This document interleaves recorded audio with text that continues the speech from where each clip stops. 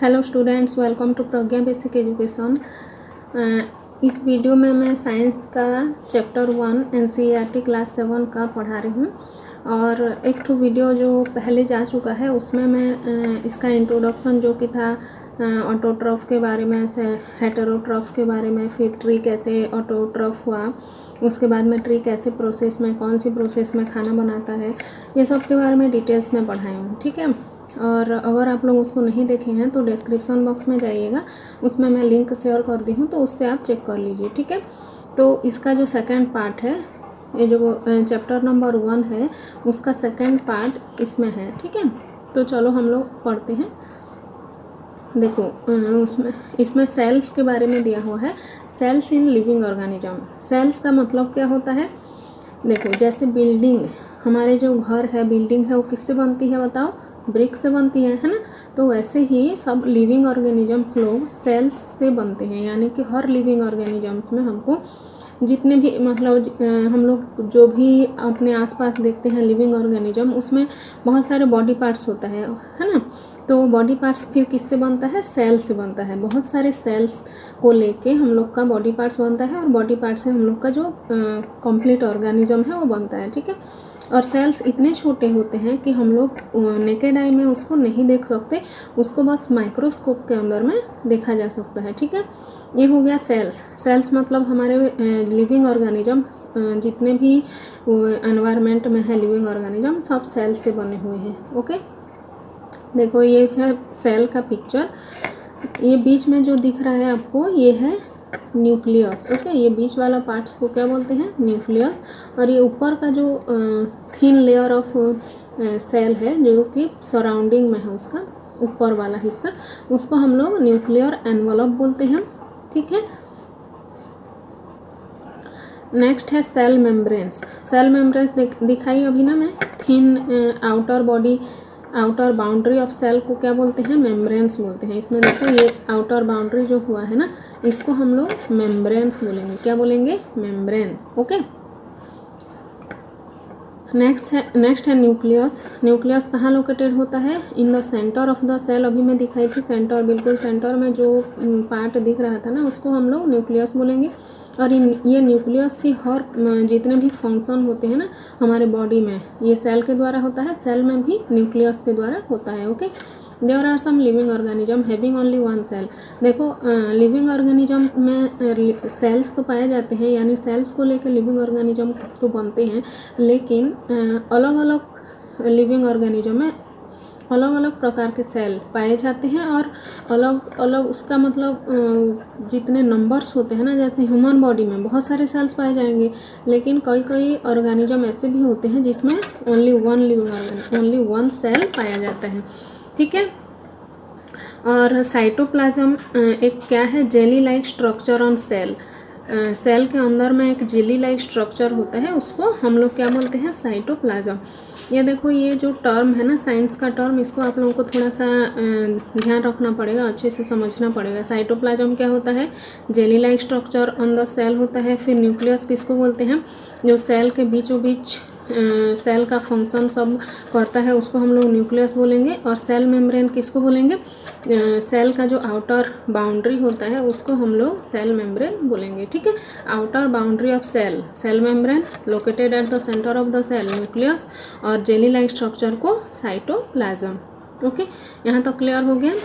देखो, यहाँ पर क्लियर दिख रहा है आपको ये पिक्चर में, this is nucleus, this is cytoplasm. ये छोटी छोटी जेली लाइक स्ट्रक्चर जो दिख रहा है वो हो जाएगा आपका साइटोप्लाज्म, और ये जो थिन आउटर बाउंड्री दिख रहा है ये हो गया आपका मेम्ब्रेन। ओके। फिर other modes of nutrition in plants, यानी कि हम लोग जो न्यूट्रिशन लेते हैं, ठीक है। देखो, प्लांट्स अपने आप में खाना बनाता है ना, अपना फूड खुद प्रिपेयर करता है। किसके माध्यम से? फोटोसिंथेसिस के प्रोसेस से। ठीक है। लेकिन कई प्लांट्स ऐसे भी होते हैं जो कि दूसरे ऊपर डिपेंडेंट होता है, उनके जो मोड ऑफ न्यूट्रिशन है वो अलग अलग होता है। ठीक है। तो वो कैसे अलग अलग होता है और कौन कौन सी प्लांट है, कौन कौन सी लिविंग ऑर्गेनिज्म है, तो चलो उसको पढ़ते हैं।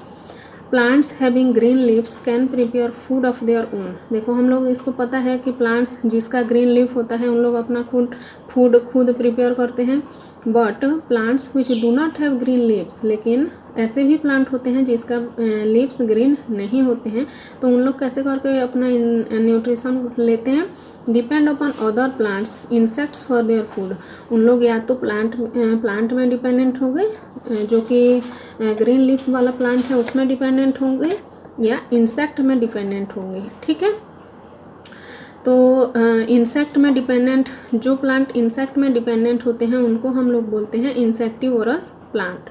ठीक है, क्या देखो इसमें इंसेक्ट लिखा है ना, तो इस इंसेक्टिवोरस प्लांट किस में डिपेंडेंट होंगे? अपने नरिशमेंट के लिए इंसेक्ट में डिपेंडेंट होंगे। ठीक है, फॉर एग्जाम्पल निपेंथिस। निपेंथिस एक ऐसा प्लांट है जो कि अपने नरिशमेंट के लिए इंसेक्ट के ऊपर डिपेंडेंट है। आगे मैं पिक्चर दिखाऊंगी। ठीक है, नेक्स्ट है आपका पैरासिटिक प्लांट। ठीक है, पैरासिटिक प्लांट क्या होता है? वो दूसरे प्लांट में डिपेंडेंट होता है, अपने खाना उसको रेडीमेड फूड चाहिए होता है। ठीक है, रेडीमेड फूड मतलब क्या है?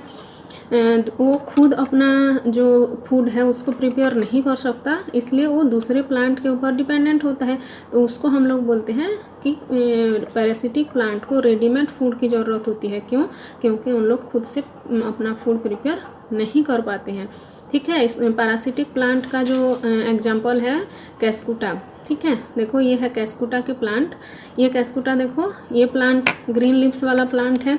ठीक है, ये जो दिख रहा है ग्रीन ग्रीन, ये ग्रीन लीव्स वाला प्लांट है, और ये जो येलो येलो दिख रहा है ये है कैस्कुटा। ओके, ये जो कैस्कुटा है इसका ग्रीन लीफ नहीं है। ठीक है, इसलिए ये अपने से फोटोसिंथेसिस के द्वारा अपना खाना जो है खुद से नहीं बना सकता, इसलिए ये वाला प्लांट में डिपेंडेंट है। ठीक है, और ये जब ये प्लांट में डिपेंडेंट है तो इसका नरिशमेंट को ये ख़त्म कर देता है अपना खा के। ठीक है, तो ये जो ग्रीन प्लांट दिख रहा है उसको बोलेंगे हम लोग होस्ट प्लांट। होस्ट, ठीक है, होस्ट प्लांट नहीं होस्ट बोलेंगे। ठीक है, क्योंकि ये खाना प्रोवाइड कर रहा है कैस्कुटा को, जो कि पैरासिटिक प्लांट है। ठीक है, नेक्स्ट में थर्ड में है आपका सेप्रोट्रॉफ। सेप्रोट्रॉफ मतलब क्या होता है? ये डेड या डिकेइंग एनिमल में डिपेंडेंट होते हैं। ठीक है, जैसे फॉर एग्जांपल फंगी। फंगी देखे हो आप लोग? फंगी कैसे होता है? मतलब जब हम लोग कभी कभी ब्रेड का टुकड़ा हमारे घर में कितने दिन हो जाता है ऐसे खुला छोड़ देते हैं, तो उसमें फंगी आ जाते हैं ना। ये देखो इसमें पिक्चर में दिख रहा है, ये देखो कैसे गंदा हो गया है। इसमें हम लोग बोलते हैं फफूंद आ गया है या ब्रेड सड़ गया है, ऐसे बोलते हैं। तो ये फंगी होते हैं। ठीक है, और ये फंगी किस प्रकार के, और ये देखो ये नीचे वाला फंगी का पिक्चर है। ओके, और ये फंगी किस प्रकार का प्लांट होते हैं? सेप्रोट्रॉफ प्लांट होते हैं, जो कि डेड या डिकेइंग एनिमल में डिपेंडेंट होता है अपने नरिशमेंट के लिए। ठीक है, नेक्स्ट फोर्थ टाइप ऑफ ये प्लांट है सिम्बायोटिक रिलेशनशिप, यानी कि डिपेंडेंट ऑन वन अनदर। देखो ऐसे भी प्लांट्स होते हैं जो कि टू प्लांट्स होंगे एक साथ, और टू प्लांट्स एक बार में, मतलब एक के बिना दूसरा नहीं चल सकते, जैसे एल्गा और फंग। ठीक है, एल्गा और फंग ऐसे दो प्लांट्स हैं जो कि एल्गा जैसे खाना बनाएगा तो फंग क्या करेगा? फंग दूसरा काम करेगा, फंग उसको शेल्टर देगा। ठीक है, तो ये नहीं काम करेगा तो ये नहीं चलेगा, ये नहीं काम करेगा तो ये नहीं चलेगा, यानी कि डिपेंडेंट ऑन वन अनदर, एक दूसरे से वो डिपेंडेंट होते हैं। ठीक है, देखो इसमें पैरासिटिक प्लांट में भी डिपेंडेंट है ना। पैरासिटिक प्लांट क्या होता है?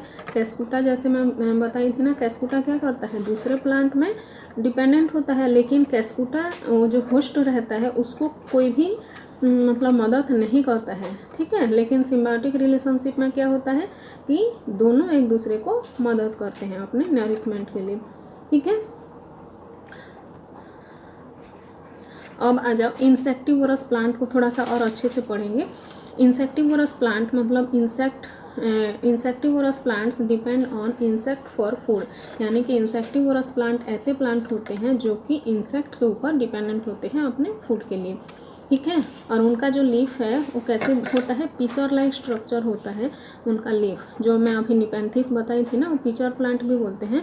और उनका जो लीफ का स्ट्रक्चर होता है वो पिचर जैसे होता है, और उनका जो लीफ का टॉप पार्ट होता है ना, अभी मैं आगे पिक्चर दिखाऊंगी तो आपको और अच्छे से समझ में आ जाएगा। उनका जो टॉप पार्ट होता है लेड होता है, लेड जैसे होता है। लेड मतलब कोई भी चीज़ को अपने तरफ एब्जॉर्ब कर लेता है आसानी से। ओके, और जो अंदर पिक्चर का अंदर वाला हिस्सा होता है उसमें हेयर होता है। हेयर यानी बाल होता है जो कि इंसेक्ट को आसानी से ट्रैप कर लेता है अपने अंदर। ठीक है, फिर जैसे ही उसके ऊपर में इंसेक्ट आएगा तो वो लेड अपना खोल लेगा, और जैसे ही इंसेक्ट उसके ऊपर में बैठेगा उसका जो हेयर लाइक स्ट्रक्चर होता है ना, हेयर अंदर में होता है, वो इंसेक्ट को अपने तरफ खींच लेता है, ट्रैप कर लेता है, और वो लेड अपना मुंह को बंद कर लेता है। ठीक है, और जैसे ही कैप्चर करता है उससे डाइजेस्टिव जूस निकलता है, और डाइजेस्टिव जूस से वो अपना जो नरिशमेंट है उसको फुलफिल करता है। ठीक है, देखो ये है पिचर प्लांट का पिक्चर। ये देखो ये उसका ऊपर वाला हिस्सा है। ठीक है, ये लेड की तरह है, और इसमें जैसे ही इंसेक्ट आता है इसमें अंदर में फंस जाता है। ये देखो इसमें फंसा हुआ है। ठीक है, ये हेयर लाइक स्ट्रक्चर होता है ना, इसमें अंदर में ट्रैप कर लेता है इंसेक्ट को, और फिर जैसे ही इंसेक्ट को ट्रैप कर लेता है ये अपना जो लेड वाला माउथ है, माउथ टाइप का, ये इसको बंद कर लेता है। ठीक है, तो इस प्रकार से इंसेक्टिवोरस प्लांट अपना नरिशमेंट करता है, यानी कि इंसेक्ट के ऊपर वो डिपेंडेंट हमेशा होता है। ओके, तो आज के लिए बस इतना ही। Thanks for watching my video. अगर मेरे वीडियो आपको अच्छा लग रहा है तो please like share and subscribe करना मत भूलना। ठीक है, thanks for watching, thank you, bye.